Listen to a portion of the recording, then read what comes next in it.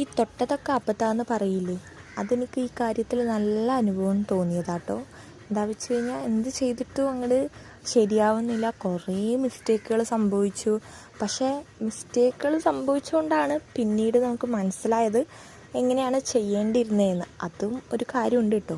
പിന്നെ അതുമാത്രമല്ല, കുരങ്ങൻ്റെ കയ്യിൽ പൂമാല കിട്ടിയ അവസ്ഥയായിരുന്നു എൻ്റെ കയ്യിൽ ഇത് കിട്ടിയിട്ട്.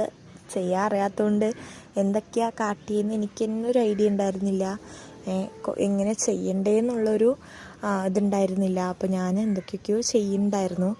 അപ്പം അന്ന് വീഡിയോ ഇടയ്ക്ക് നോക്കിയതിൻ്റെ ഒരു ഓർമ്മയിൽ ഞാൻ കത്തിയൊന്നും ഇല്ലാത്തതുകൊണ്ട് കത്തിയൊക്കെ എടുത്തിട്ട് വീട്ടിൽ നിന്ന് ചീത്ത വെക്കണ്ട വെച്ചൊരു ആണി വെച്ചിട്ടാണ് വട്ടത്തിൽ മുറിക്കുന്നത്. അപ്പോൾ എല്ലാവരും ചെയ്യുന്ന പോലെ തന്നെ നമ്മൾ ട്രങ്ക് ഡിഷാണ് ചെയ്യുന്നത്. അപ്പോൾ ഇതുപോലെ ആദ്യം വട്ടത്തിൽ മുറിച്ചിട്ട് സൈഡിലുള്ള പാർട്ടൊക്കെ എടുത്ത് വെക്കുക.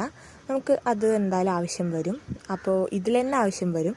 അപ്പോൾ ഇതുപോലെ ആദ്യം എടുത്ത് വെക്കുക. അതിന് ശേഷം ആ മാറ്റി വെച്ച സാധനങ്ങളില്ലേ, ബാക്കി വന്ന ക്ലേ വന്ന് ഇതുപോലെ ഷേപ്പാക്കിയിട്ട് മേലെ വെച്ച് കൊടുക്കുക. അപ്പോഴാണ് ആ ഒരു കേവ്, മേലേക്ക് നിൽക്കുന്ന ഒരു കേവ് കിട്ടുകയുള്ളൂ.